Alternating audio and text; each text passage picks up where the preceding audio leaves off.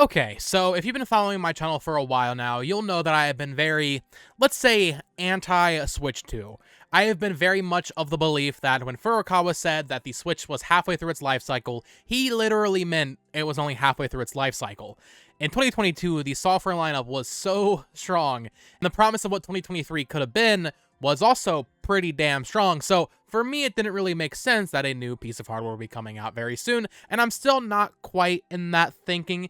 I think the earliest we'll see is late 2024, but that's still earlier than I was originally thinking. However, there has been some new leaks on 4chan that actually might hold some credence and definitely indicate a new, more powerful Switch in the near future. Let's talk about it. Hello there, everyone, and welcome back to the channel. My name is Talks Games. So this is coming off of the heels of the Pokemon Presents on Pokemon Day on Monday. I'm a little late to covering this, but I still wanted to cover it and get it all out there, open a dialogue, get people talking in the comments, because I know people that have been watching my channel for a while now know that I've been very anti-Switch 2. So I wanted to weigh in on this just for the sake of being open with everyone about what's potentially going on here.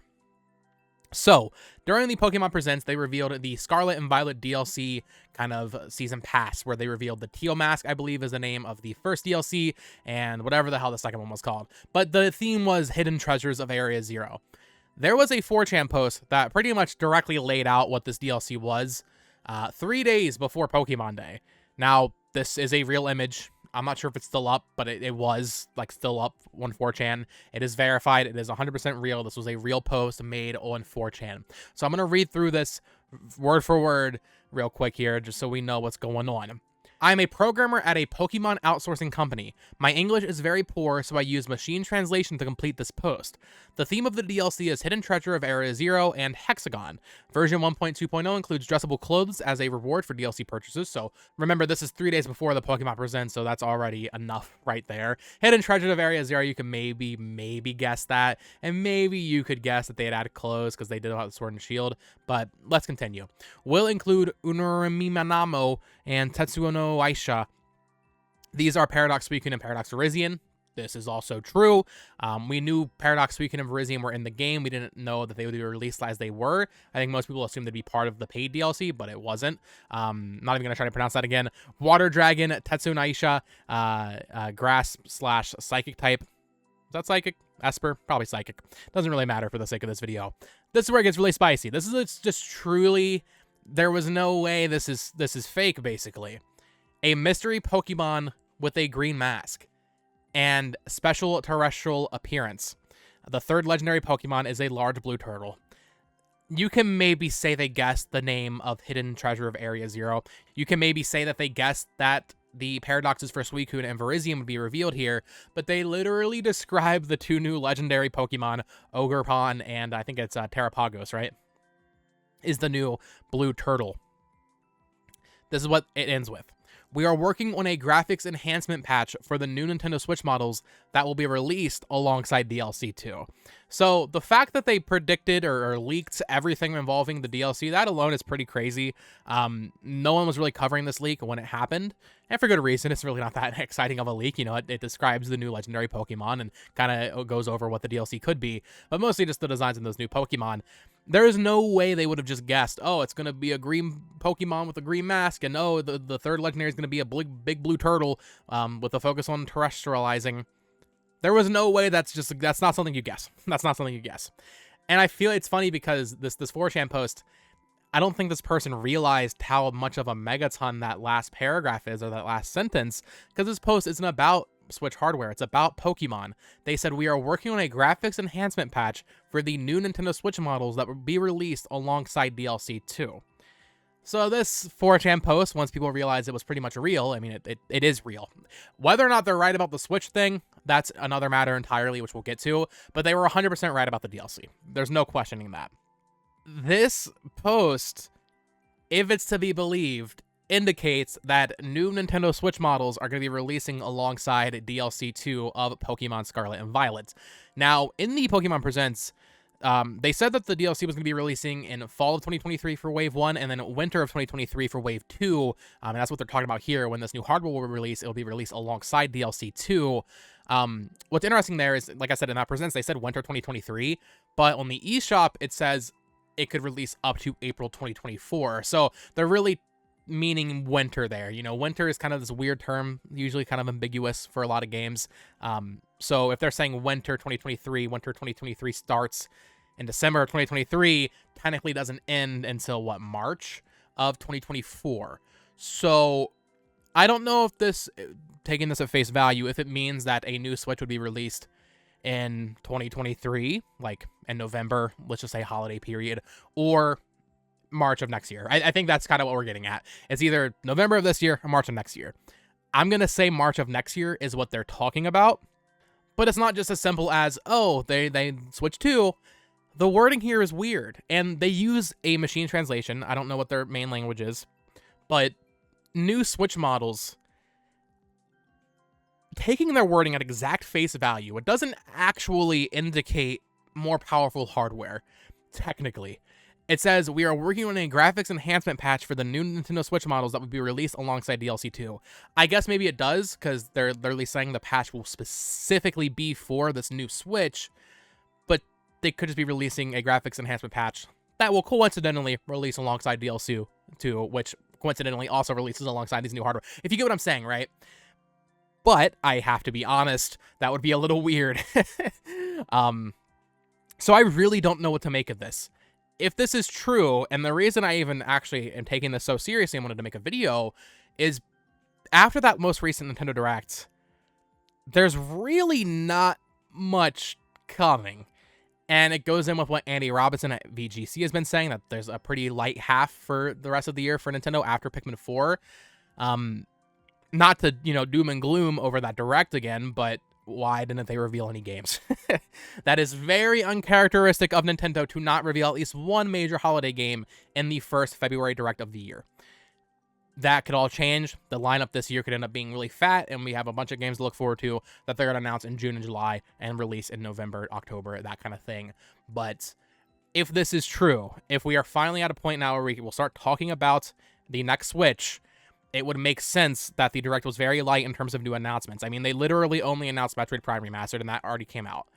They didn't announce anything past Pikmin 4, which is coming out in July. If there is new hardware coming out in March of next year or earlier, it would make sense to save those announcements. However, something we also have to dive into here is whether or not this is the Switch 2 or just a more powerful Switch. To me, this sounds like a more powerful Switch. A lot of people have kind of shifted their thinking towards Switch 2, like the actual next generation. I still don't think it makes sense, man. It does not make sense to release a full successor to the Switch. It just doesn't. I would go as far as to say I don't even think if this is a Switch Pro, there would be exclusives for it. Maybe like third-party stuff like Call of Duty. But I don't think it's going to be that crazy upgrade that people are expecting. I don't feel that. I don't feel that coming from Nintendo in the next year. Maybe I'll be wrong, and I will eat my hat, literally, if that happens. I don't know why I said literally. I'm not going to eat this hat. But to me, this reads more like a Switch Pro. And I feel like that's going to be really disappointing for a lot of people, because the Switch will be 7 years old at that point. It certainly would, in a typical console lifespan, be time for the next console.